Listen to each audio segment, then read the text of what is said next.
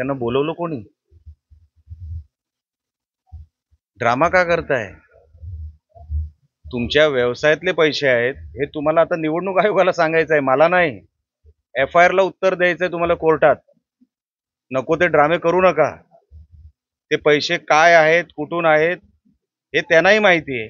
नाहीतर काल त्यांनी आदळआपट करायला पाहिजे होती. पुरावा सादर कालच करायला पाहिजे होता. काल पण तुम्ही सगळे होतातच ना. मग काल तुमच्या समोर नाही म्हटले. का नाही हो? कुठल्या तुम्ही व्यक्ती उभा करा की अमुक अमुक व्यक्तीने मला हे पैसे दिलेले आहेत.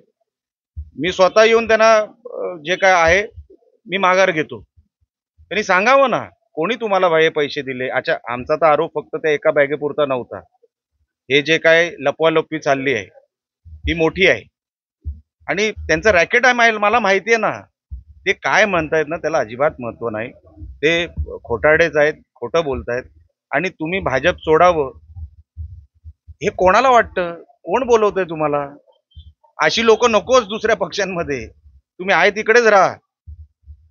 मला काय, आम्ही काय प्रवेशासाठी त्यांच्यावर काय दबाव टाकायला?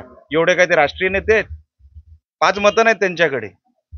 विषय किती मतांचा आहे तो नाहीये. बोलवलंय कोणी तुम्हाला? आम्ही काय तुम्हाला प्रपोजल दिलाय का असं कुठलं? आमच्या कुठल्या सहकार्यांनी पण नाही. पण ते जे काय म्हणतायत, हा व्यवसायातला पैसा होता तो त्यांना प्रूव्ह करायला लागेल निवडणूक आयोगाकडे. माझ्याकडे नाही. मला सांगून काही उपयोग नाही.